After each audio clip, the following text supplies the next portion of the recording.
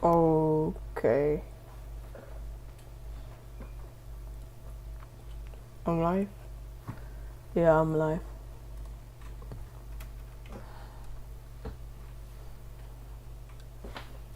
Okay.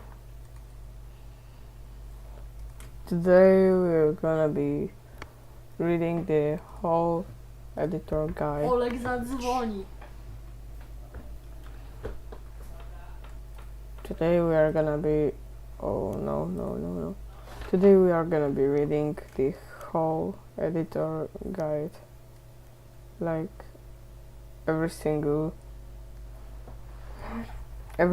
page of it. There is a 201 pages. Oh my god. I will do several streams about this.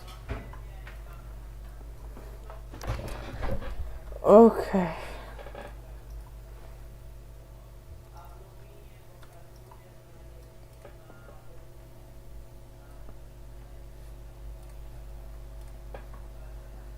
Siema.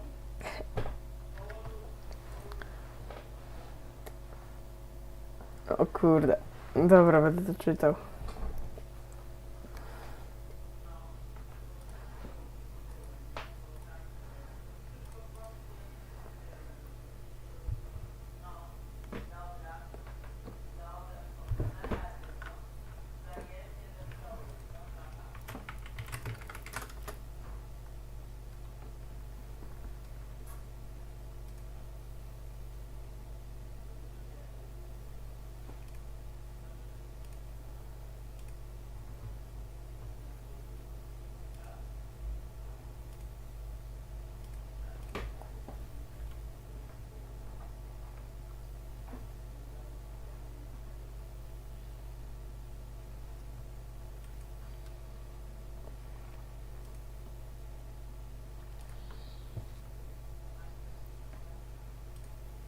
O.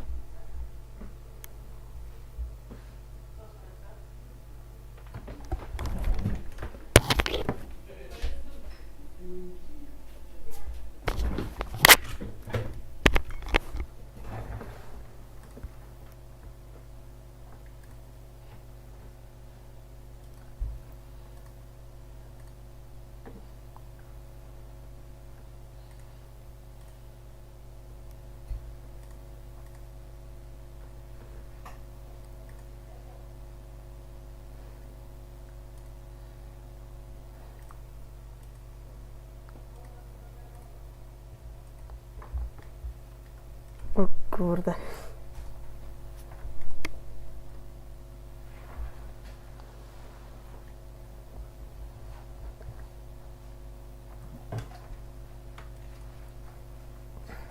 Dobra, wyciszam cię, nie denerwuj mnie.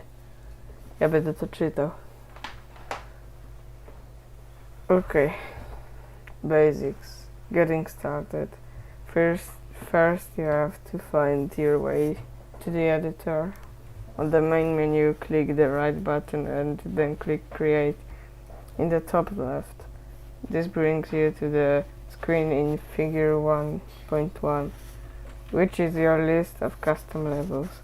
Note that levels here are not public, but rather custom levels saved locally on your account.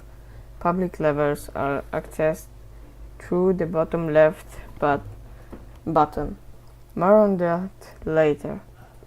To start a new level, do as the text says and click New in the bottom right. At the top you can set a level name and optional description. The button in the middle lets you play the level, while the right button is where you share the level with others through the servers. To start editing, click the left button. This brings you into the editor itself.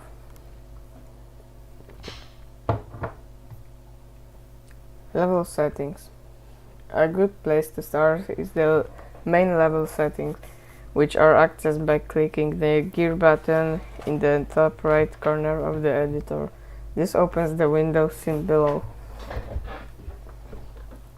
These settings decide the level starting state. This means that they define what a player sees at the start of their attempt. Many of these settings, such as speed, game mode, and colors, can be changed inside the level itself too. It allows you to change them further into the level. Going through each option in figure 1.4, in turn we have game type. This is perhaps the most important option to decide on, as it changes how your level plays completely. It cannot be changed throughout the level. Classic is the original way to play Geometry Dash levels, in which the camera automatically scrolls to the side. To beat the level, the player has to avoid obstacles to make it all the way to the end of the level. This is done by clicking to change their vertical position in different ways, depending on the game mode. For example, in the most simple mode,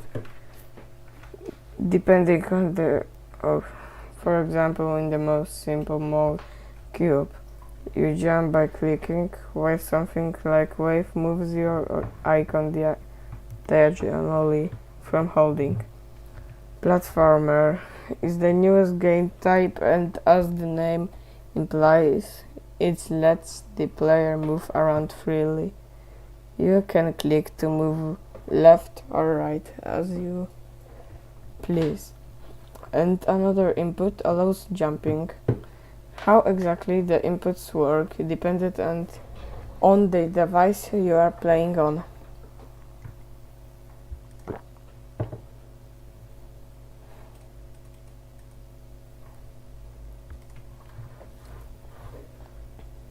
Speed.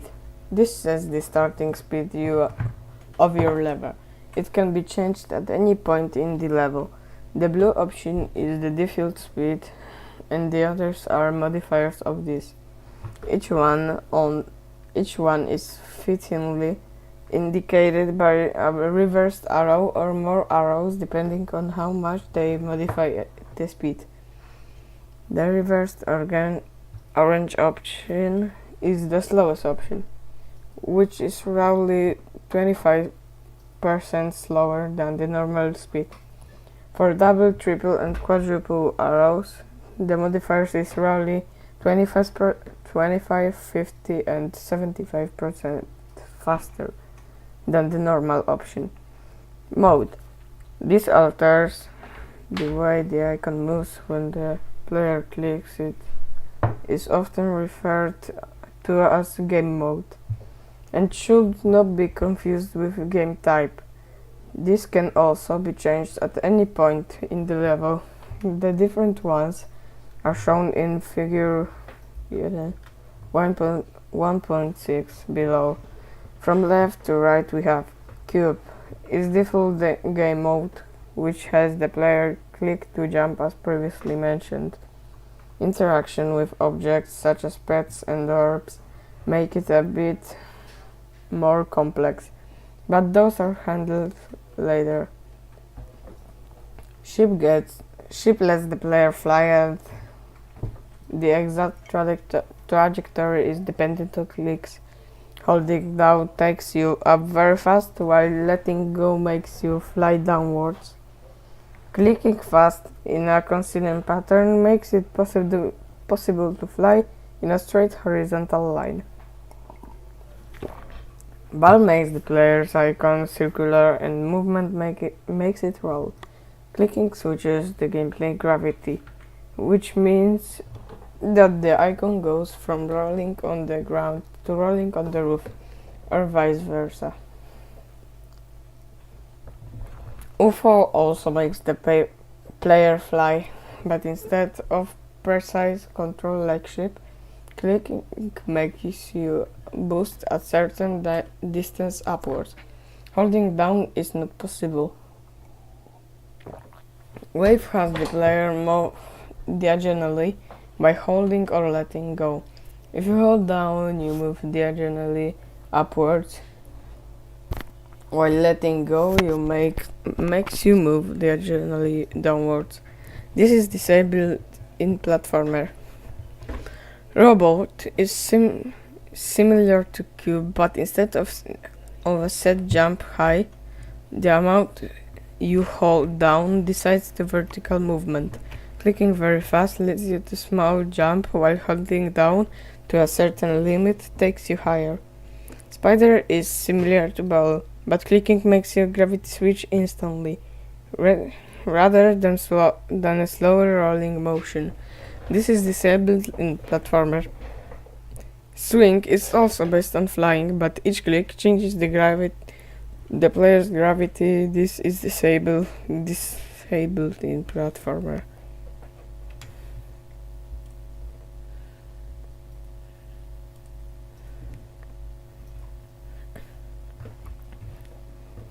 Options.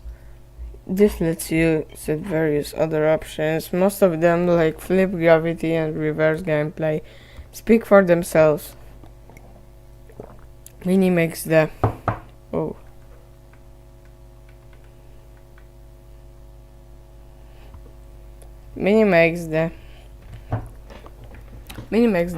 player's icon smaller, altering the effects of clicks to some degree. Dual duplicates the icon into two, making it so that player has to control two icons. Every click affects both of icons, enabling two-player changes. This to require clicking on each side of the screen for each icon. Spawn group lets you set a specific target object given by its group ID as the spawn position. More on group IDs later. Clicking the top right gear button opens legacy options, which fix various older bugs. This should not be changed.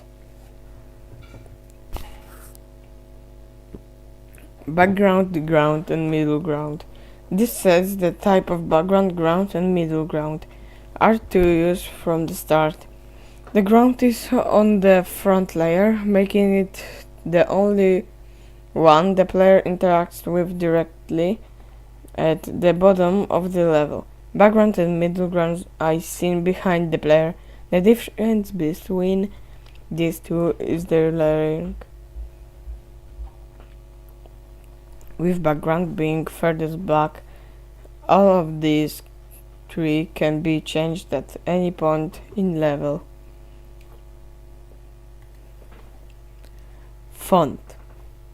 There is normally an attempt counter found at the start of levels, and this option changes the font used for this. It also changes any other text objects found in the level.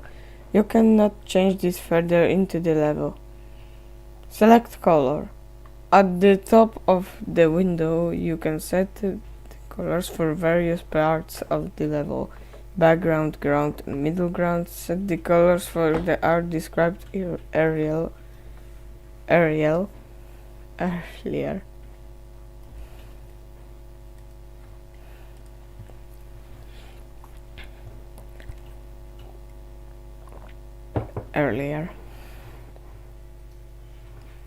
Ground 2 and middle ground 2 are secondary colors used for details. Line is an outline for the ground. Clicking more lets you change the starting settings for the custom colors channels. These are used for the objects. Note that any colors can be changed at any time in level. Select song. This is where you set what song to use. The various options and menus are handled in the next chapter. Placing objects.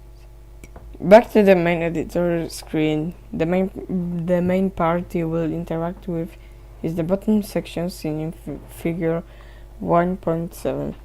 To begin creating, have to build button on the left selected, indicated by blue color. This is where all the different objects in the game are located. We will write objects in lowercase to refer to objects in general, so any goes clicking on an object selects it for use, which lets you place it in your level. This is done by clicking at the desired position on the grid. While an object is selected, you can enable swipe on the right side to place objects over the area you swipe. Hold down and drag. There are various types of objects which are grouped into specific tabs based on their properties. Each object is only found within one tab. Inside the tab, you can also click through several pages using the arrow buttons. Going through each tab in order, we have blocks. This tab ranges from simple squares to more detailed blocks. Some have outlines while others do not. This is visible by the white lines, indicating that they are solid, which means they interact with player upon collision. Putting this in front of the player's movement means that they have to jump to pass them. Colliding with a line horizontally leads to that. However, landing on the top of them is fine. Outlines, various basic outlines are found here. As mentioned for the previous tab, this interacts with player when touched. Slopes. They are similar to blocks, but instead of being square, they are sloped. There are two types of slopes in the game. One is basically a block cut in half diagonally, making a 45-degree angle, while the other makes a slope over two blocks. Interaction with a sloped outline is safe in most cases. Spikes. Spikes lead to that collision no matter what. 3D. These can be combined with blocks to make them look 3D. Gameplay objects. Various objects that affect gameplay are found here. For example, this is where you find objects that change the speed and game mode as mentioned earlier.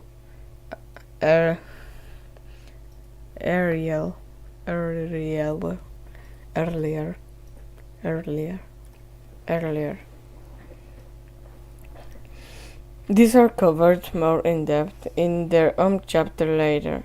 Click the title for direct link to the chapter. Animated objects.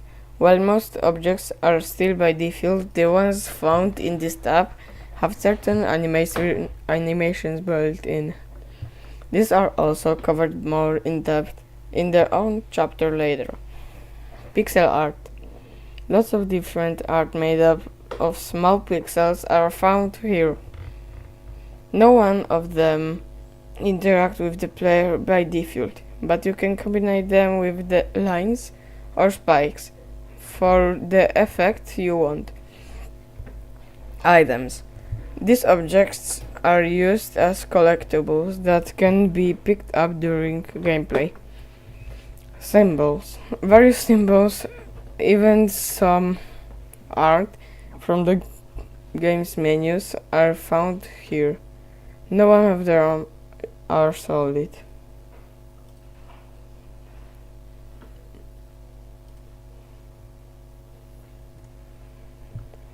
Decorations. Different types of objects that do not interact with the player. As the name implies, they are meant to be used as decorations to fill space. Pulsing objects. These are called pulsing objects because they automatically pulse to the beat of the song. Pulsing in this case means scaling to a bigger size for more intense audio. Rotating objects. Many circular objects that automatically rotate, such as saws, but also decorations. Saws are spiky and lead to death upon collision. The speed and direction of all of these objects can be customized. Triggers. Triggers are more complex objects that let you do endless customization, whether it is something as simple as moving an object to something complex like making a boss fight. None of these objects show in the level itself when played, but start their set operation when passed on the x-axis during gameplay. You can also make them trigger when touched by the player. Every trigger is covered in depth in its own chapter. Custom object. This tab is empty when you are new to the editor. It lets you save combinations of objects to be reused at any time, even in another level. Each one can have maximum 1000 objects, and you can make 250 custom objects in total. See the dedicated chapter for more details.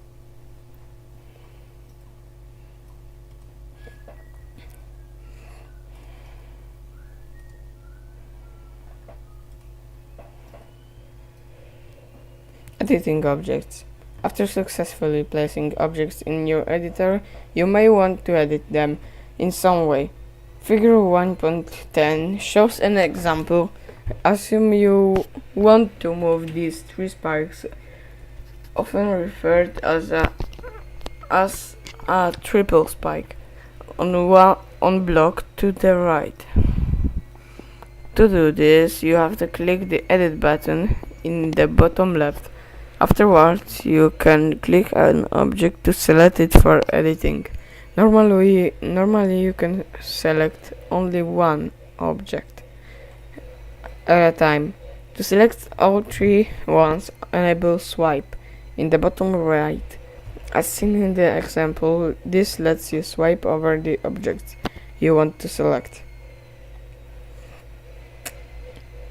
Now that the objects are selected, indicated by their green outline, we can move on to actually editing them.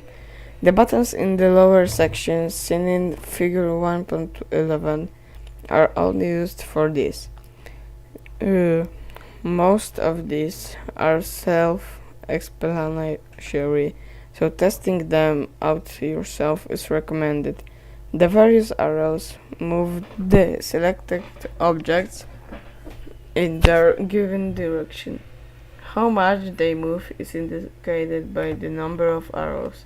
Other buttons, like the circular arrows, let you rotate the objects as a given amount. The one with 3 inside, it lets you rotate as much as you would like.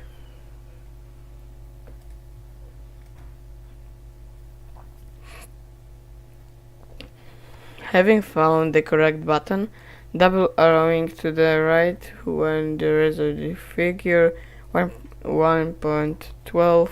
Another way to do this is selecting free move and snap in the bottom right. The formula lets you move the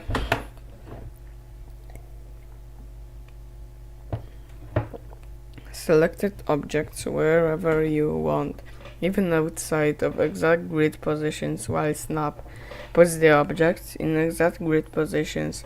Together, this combination gives us the result we wanted, but you can also use free move on its own to move off grid.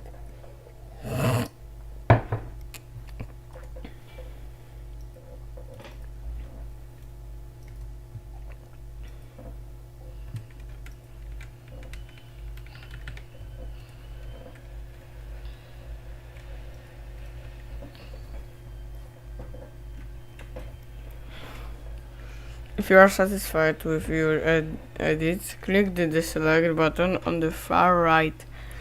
You can also deselect the object by placing new objects. After this, you can go ahead and place or edit other object.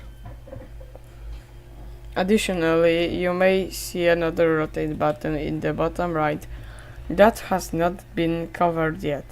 This has the same functionality as the previously mentioned free rotation button, but it's easier to access. Scaling and warping.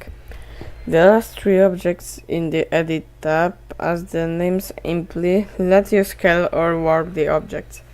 This means to change its form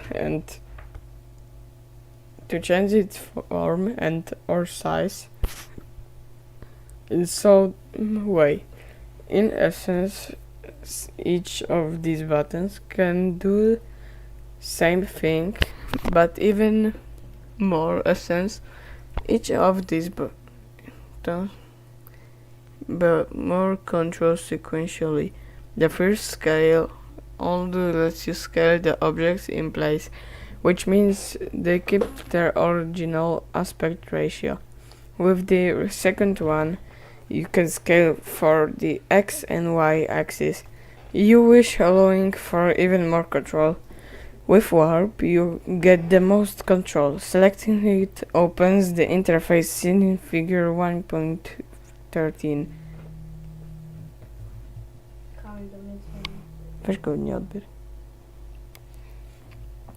Which features various buttons. Each of the square buttons lets you scale as with the previous two buttons. You use them by holding one down and dragging you to the desired scale. If you want the scaling to be in place, you can toggle the lock in the top right. As for the circular buttons, the middle one is used as an anchor point for rotation, while the outer one performs the actual rotation. Finally, we have the two rectangular buttons outside the square ones. This lets you skew the objects in a given direction. As an example, dragging the top one to the left results and in the example below. The anchor points also affects how much you can skew. Select color. After having warped the spikes successfully, you may want to change their color a bit. Assume you want to make the outline of the left spike red. This is done by selecting the object and clicking Edit Object on the far right, which opens the menu seen below.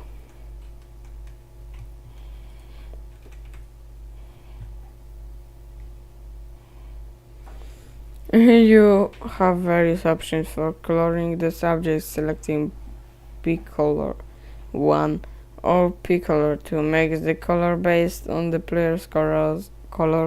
Light background makes it lighter shade of the background color, while default simply sets it to the default. For spec, this is white, but it varies from object to object.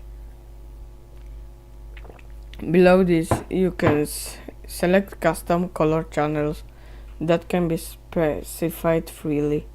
These are numbered from 1 to 999. Next 3 finds the next unused color channel, which is 1 in our case. To begin customizing it, click on top of the colored square in bottom right. This opens the following menu. Here you have various options to set the color of the objects. Selecting the color by using the outer wheel, and then its shade by using the inner circle is the easiest way. You can also specify a color exactly by its RGB red, green, blue, or hex. Values in the bottom right.